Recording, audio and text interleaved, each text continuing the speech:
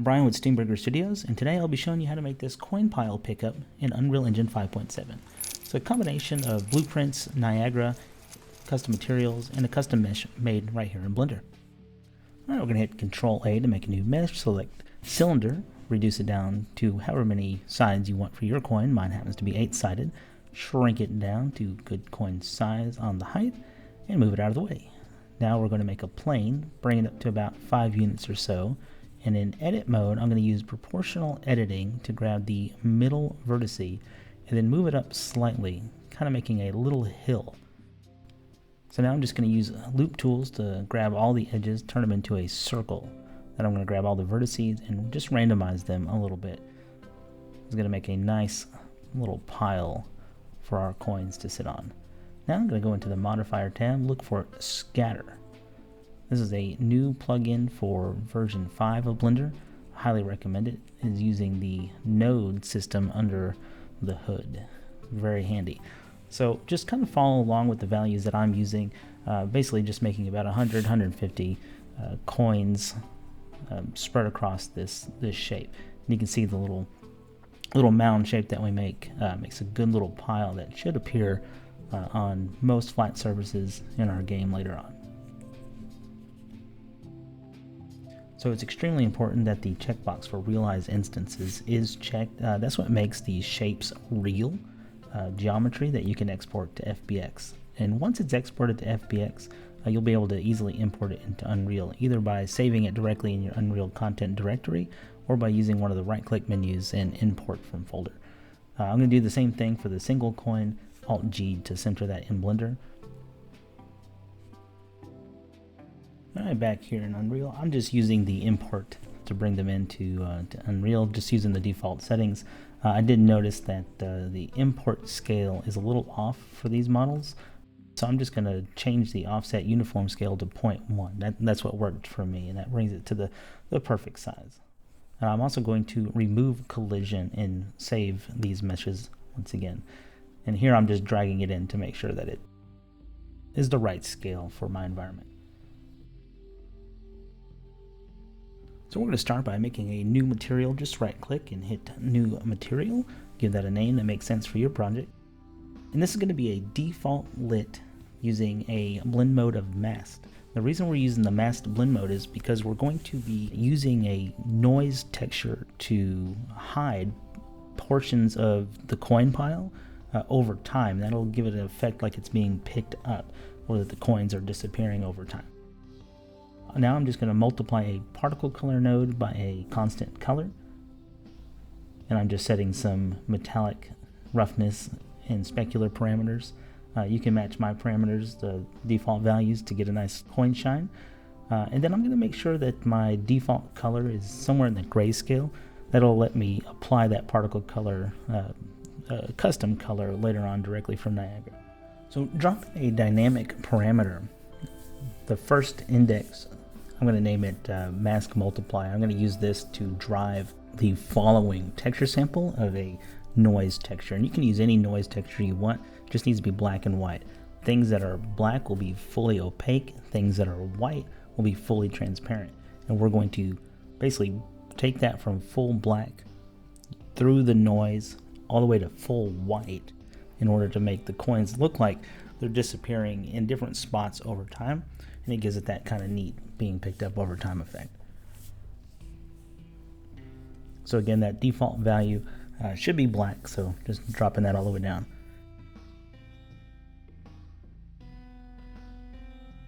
I'm going to multiply that with a starting power. I think I use 0.5.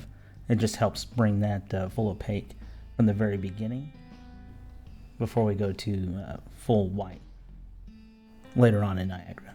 Okay, save that out and generate a material instance from it. Then we're going to apply that material instance directly to the static mesh. Alright, that looks pretty good to me. So now I'm going to make my Niagara system. So just right click, hit Niagara system. There's a lot of new defaults that come with Unreal Engine 5.7. I'm going to use upward mesh burst as my starting point. Alright, well, we're in our system, we're going to go down to mesh render, change the mesh to our coin, single coin. Going to change the overlay or override material to our material instance. Set the initialize particle colors to where you want them. And then I'm going to scale them down a little bit using the mesh uniform scale down below. 0.25 and 0.5 works for me. And then I'm just going to change the update mesh orientation rate over time, in addition to adding this collision here.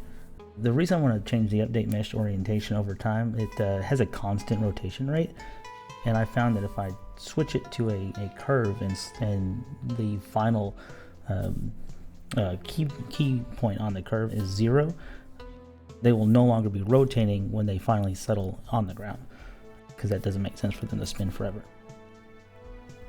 Alright, now I'm going to just make a duplicate of this and call it absorb. This new system will be the one we use when the player picks up the coins.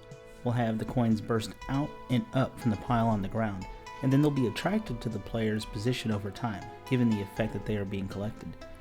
I'm starting here with a new user parameter. I initially picked vector 3, but position works better, and I'll correct that mistake later on. Under particle update, I'm adding a point attraction force. The attractor position will be set to my player position user parameter. Just drag and drop it right on there.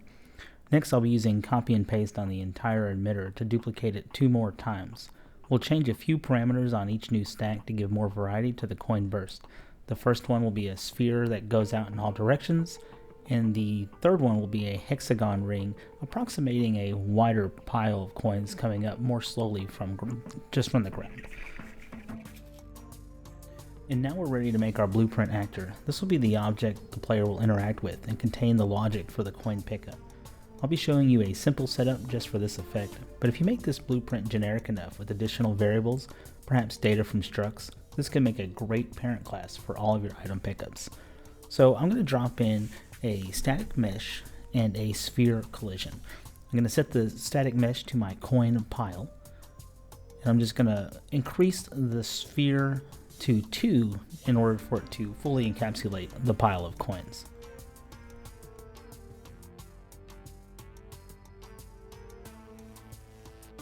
With the sphere component selected, I'm going to click on component begin overlap to bring in a new event of that type in.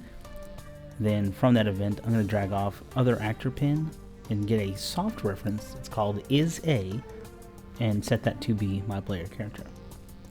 Off of true, I'm going to bring up a spawn system at location and set that to be the coin VFX we just set up. Then promote that to a variable and give it a name that makes sense. Compile and save. Don't forget to save and save often. After that, we're going to spawn sound at location. This will be the sound effect for the coins being picked up.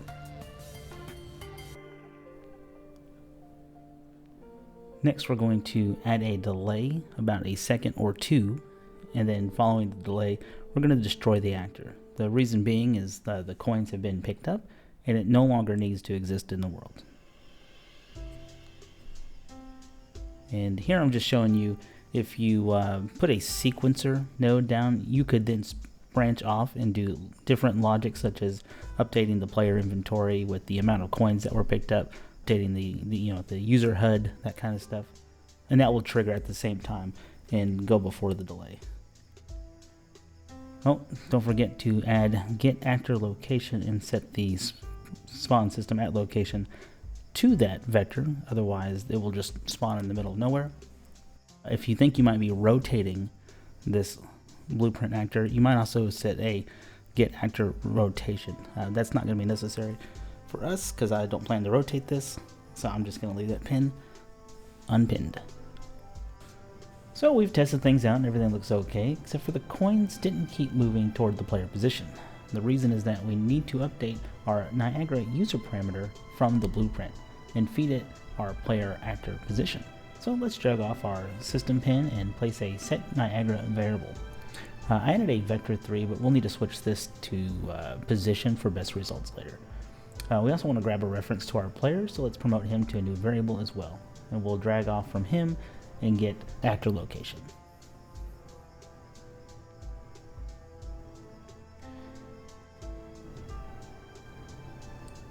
Alright, and when we test, we'll notice the coins are still not updating their position over time. And that's partly because we've only fed the player's location from the moment they overlapped our pile. We want to continually update the Niagara system every frame, so let's move this logic into event tick.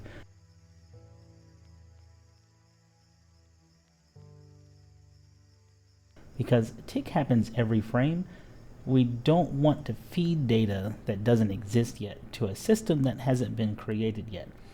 So let's check if our system variable is actually valid before attempting to update it with our player information. There may be cases where the players become invalid as well, so it's probably a good idea to also check if they are valid.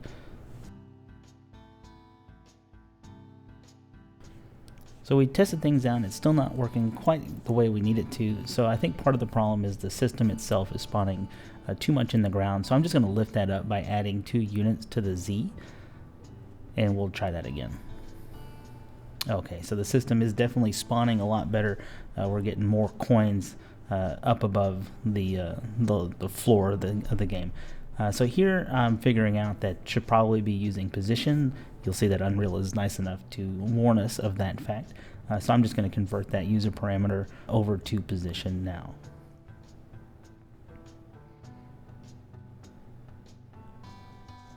And then what I'll do is I'll drag this new parameter into each of the subsystems to make sure that it's working. That just goes right into attractor position. Just like that. And then I noticed that my attraction strength was really low, so I'm going to bring that up using a curve for floats. And the reason I want to do this is I want the level of attraction to increase over time. So I'm going to set that scale curve up to 1,000 because I found that an attraction of 1,000 units is really powerful and will always travel toward the player. And it's also important to get the radius of influence to be a large number as well. And here I'm figuring out that my Niagara variable is still set to vector and I've already replaced it with position, so I need to drag out the correct node for that and just get rid of the old one.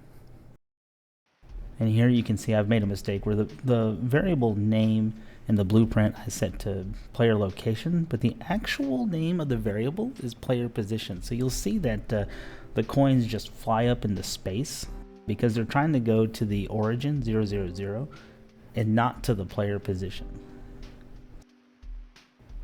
And now we'll see with a little bit of troubleshooting things are working correctly, and you see all the coins come up off the ground and go toward the player. To make things look a little neater, I'm going to lower the lifetime of each of the coins considerably, because I think it just makes for a nicer effect that they fly faster toward the player.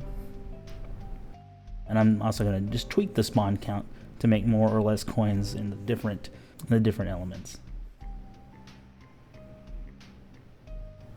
Just tweaking some values, whatever looks good in your game. These are all kind of optional at this point because the coins are going to come up and they're going to get collected by the player.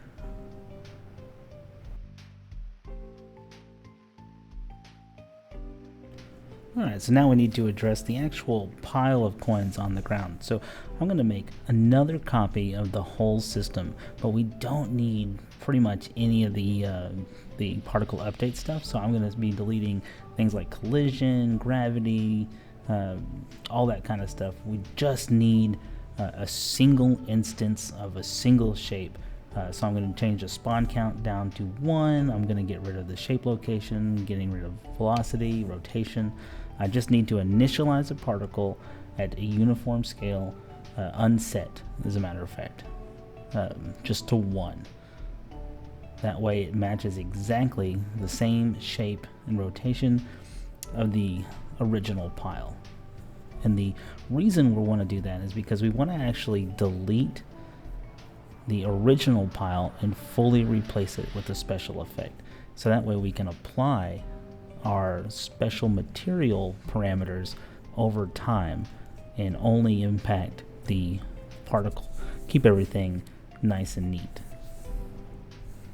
I'm just going to give that a new name, and then now under particle update I'm going to add dynamic material parameters, and you'll see that because it lines up with our material, it already has the name for our mask multiplier. It's the same one from our material, if you remember. And recall that we need to go from pure black to pure white over time. So I'm just going to make a curve that starts over time, going from 0 to 1. And then for the mass power, I think 0.5 is what I settled on being good. And then just a little pro tip, you can actually right click on your individual systems and isolate them, so that way you can preview each little effect all by itself without having to see the whole thing. All right. So just a couple of tweaks to that, and then we'll go back to the blueprint, and we want to get rid of our original actor sooner rather than later. But there's a problem. The problem is, when we delete the actor, we're no longer updating the player's position to the Niagara system. So we actually need to keep the actor alive until the system is done playing.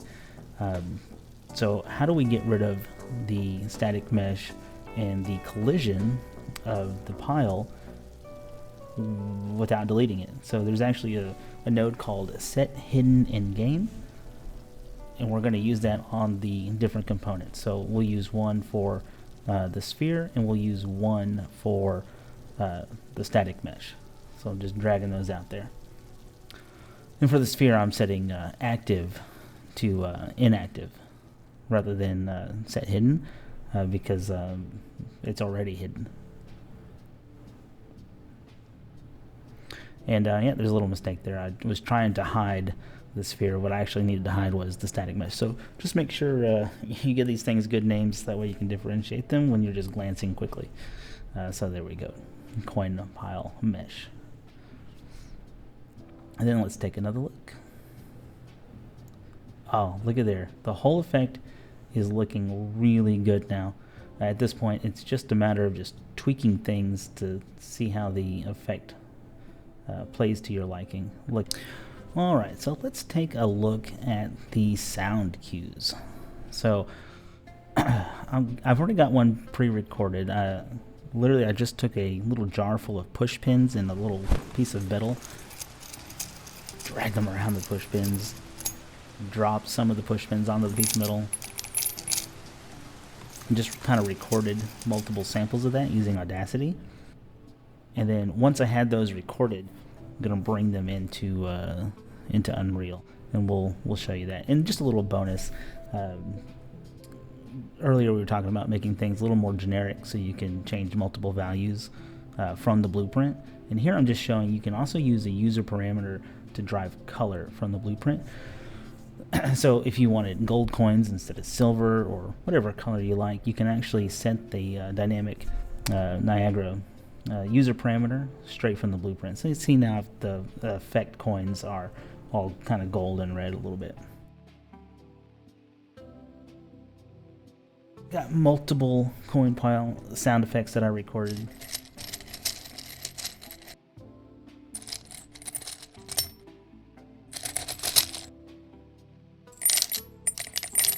And I'm going to put them all into a queue. And an easy way to do that is just to select them all, right click and say add to queue, and then just showing off how I put it together.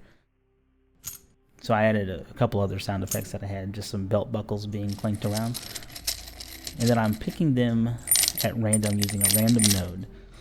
I'm taking the ones that are longer and the ones that are shorter, and then mixing them together with the mixer node, and then modulating them up to increase the pitch, because I think that the higher pitch sounds a little bit more like coins jiggling.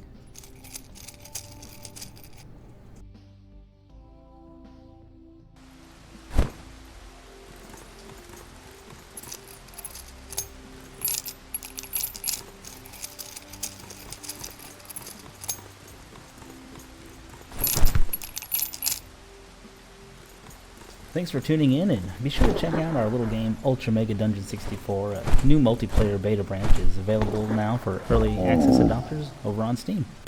We'll see you next time.